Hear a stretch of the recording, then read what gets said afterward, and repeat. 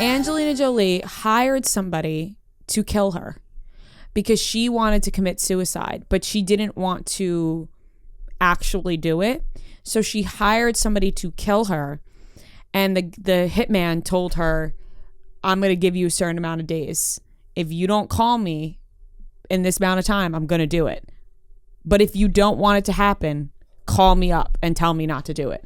Because he knew, like, she didn't, you know, like, he gave her the time to be like, you don't actually want this. Where did you I hear did not this? know that story. You didn't know that? No, where did you hear this? It was just like something I saw. Like, I had remember hearing about it years ago. It's like confirmed. I don't know if it's confirmed. It's just a story that I think she may have talked about. Like, how was he gonna do it? Like shoot her? Like I mean, I don't know. He's a hitman. It's like one of those stories that has never been on like a real credible news outlet, Yeah, but it has been until on now. But it has been on multiple news. It's been on a lot, but it's I wouldn't exactly say they're New York Times. Like it's She admitted that she hired a hitman, and told her to think about it and call him again in 2 months, and then something changed in her life, and she was like, I don't. You know, she just didn't want to actually kill herself because of like her family and everything. So she was going to hire a hitman. That is so weird if that's true. Like I'm reading this, like it says, I don't know if any of this is real, but with suicide comes all the guilt of people around you thinking they could have done something. With somebody being murdered, however, nobody takes some kind of guilty responsibility. Like, so people are going to think you were murdered. I guess it was an interview she did with the Face. And it was what's the Face? And she did an interview, and they asked, how did you find a hitman? A journalist for the Face casually asked Angelina Jolie in August 2003. So this story was in August 2003, and she said they're not that hard to find in New York. He was a decent enough person and asked if I could think about it and call him again. He was a decent enough person, but he's a hitman? She hired a contract killer and was all set for her final exit. Her plan was to take out cash over a certain amount of time, so there wasn't a big chunk in my bank account to pay him. Then the unthinkable happened. The hitman talked her out of it. He was a decent enough person and asked if I could think about it and call again in 2 months. Yeah, thank God for that. You know, hitman with a conscience. Isn't that wild? I feel like that story really flies under the radar. I've never heard of that. And also just an insane story. Like she was going to hire a hitman to kill her and then was like, changed my mind. I wonder how he would have done it. Like, Wow, are you like looking over your shoulder? It's a hitman. That's pretty wild. Also, like, what if he showed up like with a gun? Is she gonna be like, here we go? Like, or is she like, no, don't I'm do it. sure he would do it. It wouldn't be him exactly. A hitman Be like has a poison. A hitman has people. I think a hitman has hitmen. I think that's how it goes. If you directly contact a hitman, he's got other hitmen.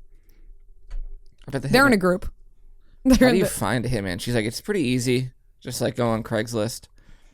I think in New York City, probably could find. I don't think I could find one. Like, what would my first action be? Oh like? my goodness, an ad is Of playing on my finding one? computer. Like who would I reach out to? Like, hey, you know any good hitmen around No here? idea, but apparently it's easy to find in New York. I guess if you're that famous. Yeah, Or- I think I would find someone who does drugs and then ask them to ask their drug dealer. I feel like drug dealers know hitmen. Where's my money? Pay up. Or a don't know. bookie. Something like that. I'm with you. I also have. I don't know where. I don't know. I don't I feel know like where I there's a would go. lot of drug I'm dealers. thinking like movies. I'm just Yeah. thinking movies. Like when are hitmen involved? Drugs, money. I feel like it has to be on like dark web or something. I don't Yeah. like. There's plenty of drug dealers who are just like selling weed. Yeah, no, there's plenty of drug dealers that are selling weed, but there's also plenty of drug dealers that are selling hard drugs Yeah, that are owed a lot of money and are bad people. yeah. But some of them are good people. Some of them are will good. convince you to not. Some kill of them, yourself. some hitmen. So the moral of the Wild. story is some hitmen are good. Wild. You So know, that was- so that- find yourself a good hitman. Yeah. If you're looking. If you're looking for a hitman out there, find yourself one with a good moral compass. That's my one thing. That was very random. I was kind I of like in it. between a few things, and I think I'll just go with this. That I saw this New York Post article, and it just kind of made me think about New York. But it says influencers, the headline is influencers are fleeing NYC in droves. It's, quote, the loneliest place. And it cites like 3 people, which is really not exactly proving that they're fleeing in droves. So it was a little kind of a little bit misleading, but they cited Paige Lorenz, who moved from New York to Connecticut. Yep. And the Victoria Paris, who also moved out of New York. Mm-hmm. And then a couple others as well, talking about it just being like so lonely. Well, Connecticut's not. Another TikToker said, no, Paige didn't say that. A TikToker, Callie Wilson, said it's the loneliest feeling place. It's the loneliest feeling places she's ever been. So she told the New York Post that she thought New York would be this fun, magical place where finding friends is easy as breathing. As it turns out, New York would actually make her feel lonelier. It's weird because it seems like it should be easy to like make friends in a big city and meet people and go on dates. But she said she felt so lonely there the entire time. It's interesting because I just feel like sometimes like when people are talking about New York, it's just like in extremes. It's either like, oh, New York, it's terrible. Like you got to get out of there. Or people are screaming from the rooftops how amazing New York is. When really it's just somewhere in between. And like not everybody is going to love New York. I agree.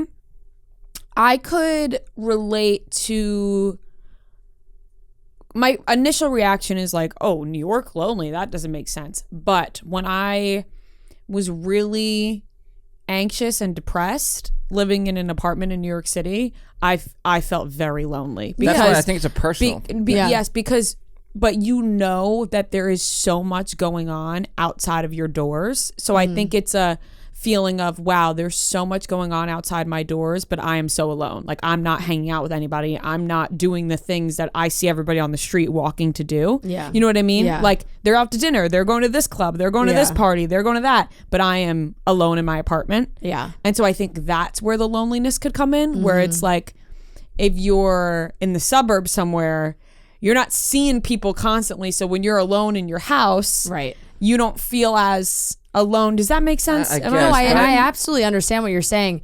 I just think like, and I definitely have seen more people and influencers talking about leaving New York, and maybe it will be a trend for people to leave, or like Paige Lorenz said, I think that we're going to see a lot of younger people investing their money in homes instead of spending all their money on rent, stuff like that, which is very true. I mean, if we want to go that route, it's different, but nope. It's never going to be like New York is never going to be left in the dust. Never. You'll see people leaving, but you're also going to see people coming. There's always going to be more people coming to New York as much as there is leaving. Yeah. Nobody, like, it's not going to come to a point where people are like, yeah, we're done. We're done as a whole renting in New York City. Like if there's so many young people that work in New York City. social media is why people feel like lonely. Like if you move to Connecticut, you're still going to see all the people online. Like right. There's a going whole mixture of reasons why people feel lonely. But I think the hustle and bustle, if you are not a part of that hustle and bustle, you'll feel lonely. You'll be like, why am I not doing what they're doing? Picture like if you're in LA, like I feel like it'd almost be worse. Like harder to make friends. Like I don't know. It depends on the person. Yeah, too. I think it's different for a lot of people. I do think a lot of people are afraid to leave New York, in a sense of like and I think maybe that's just me, because I feel like that sometimes where I'm like, I mean I love New York, but then I'm like, what could I potentially like living somewhere else better? I've never lived anywhere else. Like I don't know. Well, it's like weird. Like when I went to Montana, I'm like, wow, like. It's cool to be here, but I cannot live somewhere this tiny. Yeah. Like it's in one street. Right. Like, that's it. I mean, so like Victoria Paris, she said, I feel like being a New Yorker is not just a location, but an identity. It was really hard for me to accept that I could be happier elsewhere. And that like kind of made me think, I've never really thought about like, because like I think I just have a fear of leaving New York.